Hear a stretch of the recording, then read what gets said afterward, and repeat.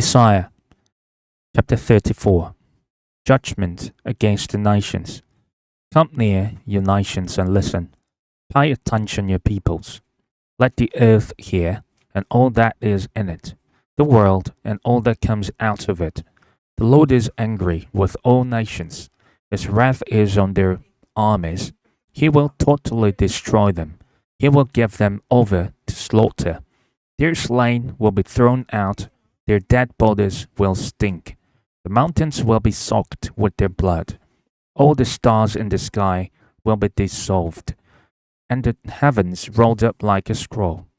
All the starry host will fall like withered leaves from the vine, like shriveled figs from the fig tree. My sword has drunk its fill in the heavens. See, it descends in judgment on Edom. On people I have totally destroyed. The sword of the Lord is bathed in blood. It is covered with fat, the blood of lambs and goats, fat from the kidneys of rams. For the Lord has a sacrifice in Bozrah, and a great slaughter in the land of Edom. And the wild oxen will fall with them, the bull calves and the great bulls. Their land will be drenched with blood, and the dust will be soaked with fat. For the Lord has a day of vengeance, a year of retribution, to uphold Zion's cause. Edom's streams will be burned into pitch, her dust into burning sulfur. Her land will become blazing pitch. It will not be quenched night or day. Its smoke will rise forever. From generation to generation, it will lie desolate. No one will ever pass through it again.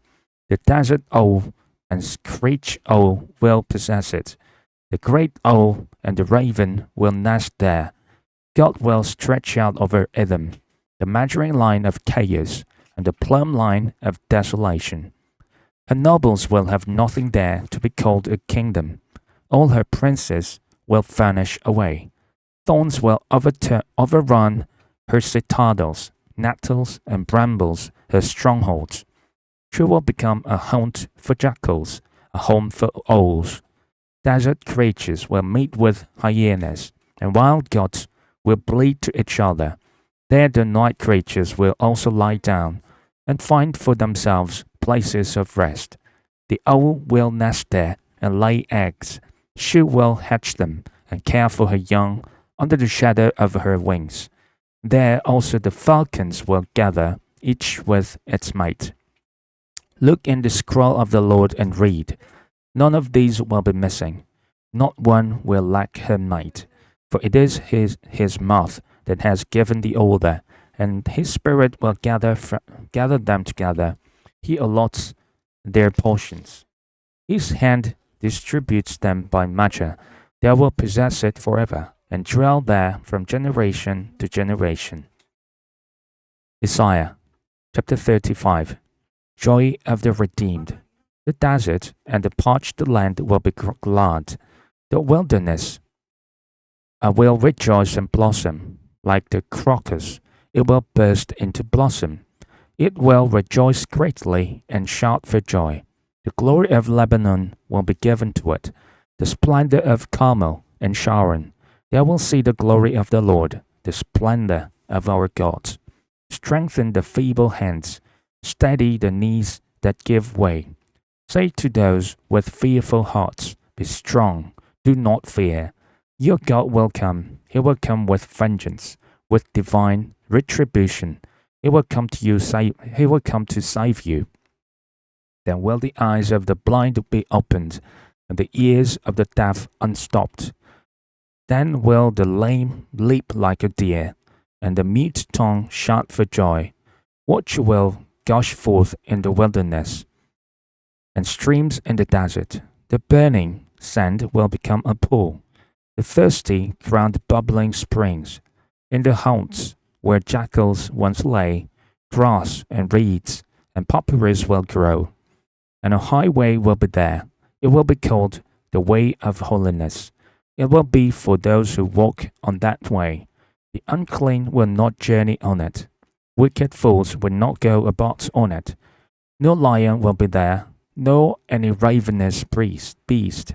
There will not be found there, but only the redeemed will walk there, and those the Lord has rescued will return. They will enter Zion with singing. Everlasting joy will crown their heads.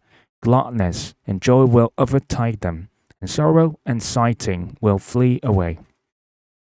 Isaiah chapter 36. Sennacherib threatens Jerusalem. In the 14th year of King Hezekiah's reign, Sennacherib, king of Assyria, attacked all the fortified cities of Judah and captured them. Then the king of Assyria sent his field commander with a large army from Lachish to King Hezekiah at Jerusalem.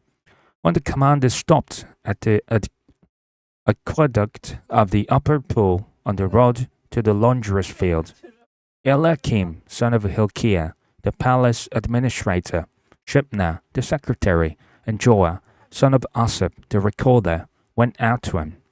The field commander said to them, "Tell Hezekiah, this is what the great king, the king of Assyria, says.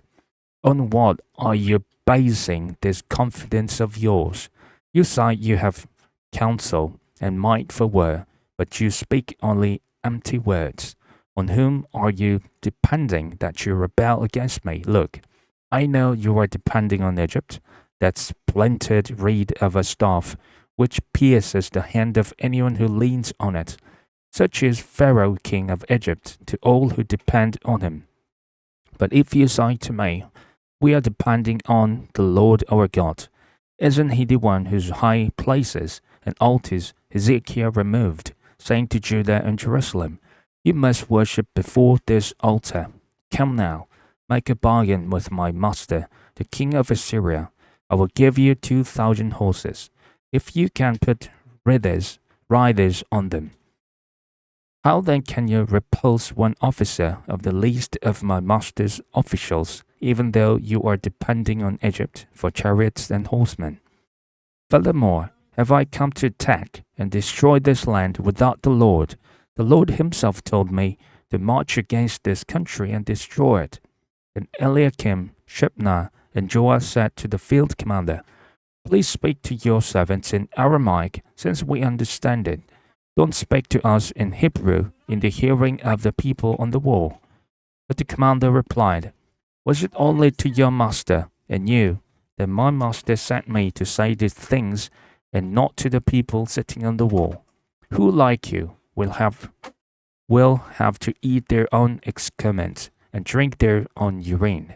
Then the commander stood and called out in Hebrew, hear the words of the great king, the king of Assyria. This is what the king says. Do not let Hezekiah deceive you. He cannot deliver you. Do not let Hezekiah persuade you to trust in the Lord when he says, the Lord will surely deliver us. The city will not be given into the hand of the king of Assyria. Do not listen to Hezekiah. This is what the king of Assyria says. Make peace with me and come out to me. Then each of you will eat fruit from your own vine and fig tree, drink water from your own cistern, until I come and take you to a land like your own, a land of grain and new wine, a land of bread and vineyards. Do not let Hezekiah mislead you when he says, the Lord will deliver us. Have the gods of any nations ever delivered their lands from the hand of the king of Assyria? Where are the gods of Hamath and Arpad? Where are the gods of Sepharvaim? Have they rescued Samaria from my hand? Who of all the gods of those countries have been able to save their lands from me? How then can the Lord deliver Jerusalem from my hand? But the people remained silent and said nothing in reply, because the king had commanded, do not answer him. Then Eliakim, son of Hilkiah, the palace administrator, Shebna, the secretary, and Joah, son of Asaph, the recorder, went to Hezekiah with their clothes torn, and told him what the field commander had said.